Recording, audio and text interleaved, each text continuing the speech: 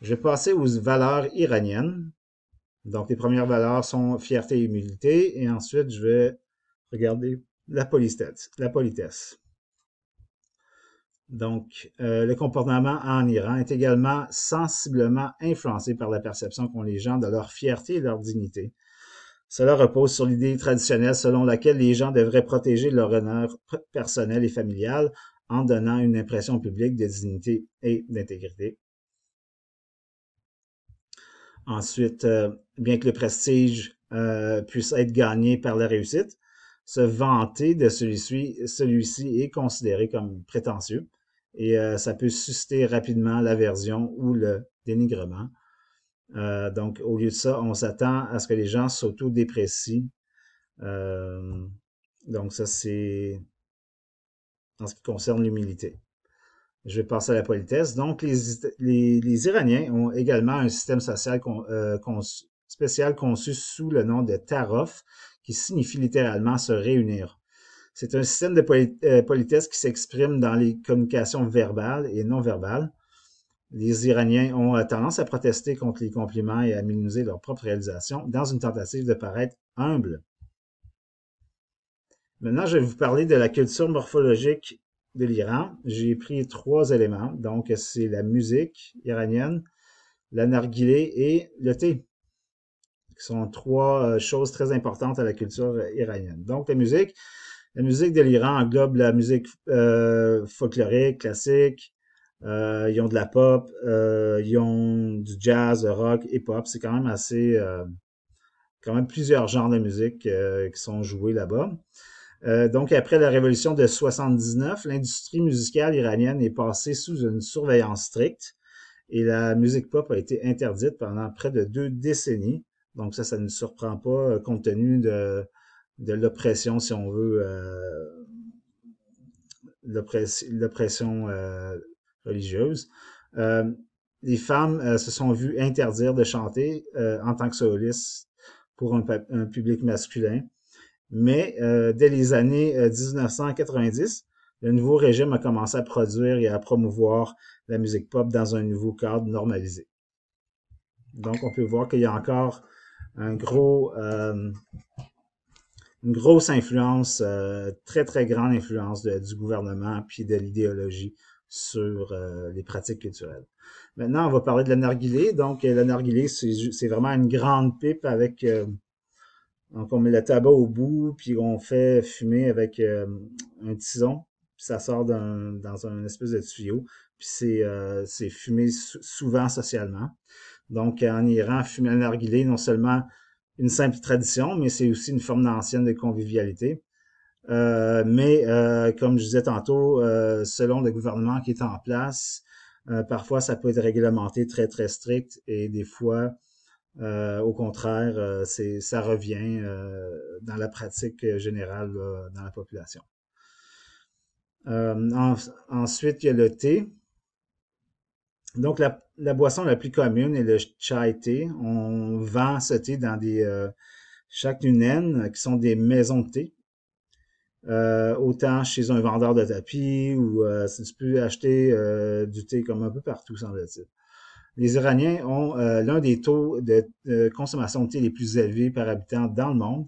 Et depuis le temps ancien, chaque rue a sa maison de thé. Donc, les maisons de thé ont toujours un important rôle social. Et les Iraniens boivent traditionnellement du thé en versant dans une soucoupe et en se mettant un morceau de sucre dans la bouche avant de boire le thé. Maintenant, je vais passer aux préjugés face à la communauté iranienne, euh, québéco-iranienne, canado-iranienne.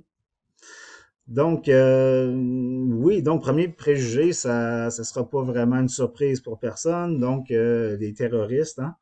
Depuis les attentats du 11 septembre, les musulmans sont au Québec perçus comme des terroristes potentiels, incluant les Iraniens qui sont affiliés à cette communauté-là. S'ils ne sont pas vus comme des terroristes, les hommes musulmans sont perçus souvent comme des personnes agressives et violentes. Un autre préjugé est batteur de femmes. Donc encore du fait qu'ils sont assimilés à la communauté musulmane, les Iraniens sont perçus comme une comme des personnes qui ne donnent pas de droits aux femmes et violentent les femmes.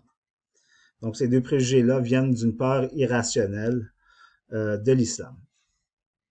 Maintenant, je vais vous parler des obstacles à l'intégration des Iraniens au Québec.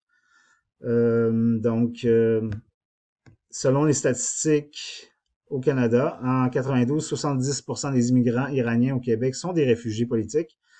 Donc, cette proportion peut être valable aussi pour les Iraniens québécois. Donc, le fait que les réfugiés politiques n'ont pas accès aux cours de français pendant 2 ou 3 ans retarde l'intégration de ces derniers. Donc, la langue, qui est un outil absolument indispensable à l'intégration sociale, bon, on peut voir comment ça peut porter un préjudice à l'intégration dans la mesure où elle permet de socialiser, de se désisoler, si on veut, et puis permet de travailler, etc. Donc, pour terminer, je vais donner des informations par rapport à la communauté iranienne au Québec. Donc, pour commencer, le nombre approximatif de personnes irano-québécoises. Donc, à Québec, dans la ville, on a seulement 345 irano-québécois qu'on a documentés, mais cependant, le nombre estimé d'irano-québécois en 2016 dans la province de Québec est élevé, là, donc est de plus de 25 000 personnes. Et les Irano-Québécois sont surtout concentrés dans la région de Montréal, soit en 2006, là, c'est quand même moins récent quand même, mais c'était quand même plus de 90% d'eux là, qui se trouvaient dans la région métropolitaine de Montréal, et ils étaient donc situés principalement sur l'île de Montréal. Ensuite, le type d'immigration majoritaire des Iraniens. Premièrement, il faut comprendre que l'immigration iranienne est récente au Québec. Donc, la moitié à peu près là, des Iraniens se sont établis au Québec dans la dernière décennie, ce qui veut dire là, que c'est quelque chose là, à quoi les Québécois ne sont pas nécessairement habitués. Mais tout ça pour dire en fait là, que le type d'immigration majoritaire des Iraniens, c'est que ce sont des réfugiés sociopolitiques parce qu'il y a eu beaucoup de tensions sociales et politiques liées au régime en place depuis les années 80 à peu près. Donc, le régime autoritaire théocratique qu'on a parlé, là, qui est peu propice au respect des droits et libertés de la population. Et donc, par peur de représailles du régime islamique et à cause de la guerre irako-iranienne, il y en a beaucoup là, qui ont fui le pays à partir de 1980 à peu près. Mais il faut quand même spécifier que dans les années 90, il y a eu une hausse de l'immigration d'ordre économique des Iraniens, en fait, à cause là, de tous les problèmes économiques et du taux de chômage élevé suite à la guerre Iran-Irak. Donc, ça a fait qu'il y en a beaucoup qui sont partis pour connaître des meilleures conditions économiques. Et ça a donné quand même bien parce qu'au Québec, on avait un grand besoin de main-d'œuvre, donc ça a quand même aidé à combler ce besoin-là. Donc, pour terminer, un besoin qui est particulier à cette communauté-là, c'est le besoin de sensibilisation et d'information, autant pour la population générale québécoise que la population irano-québécoise.